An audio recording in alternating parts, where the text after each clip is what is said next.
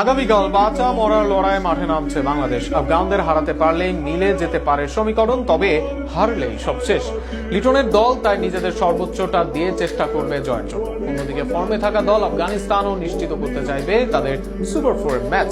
আগামীকালের ম্যাচ নিয়ে আরো বিস্তারিত থাকছে প্রতিবেদন। আগামীকাল আফগানিস্তানের বিপক্ষে বাঁচা মরার লড়াইয়ে মাঠে নামবে বাংলাদেশ দল।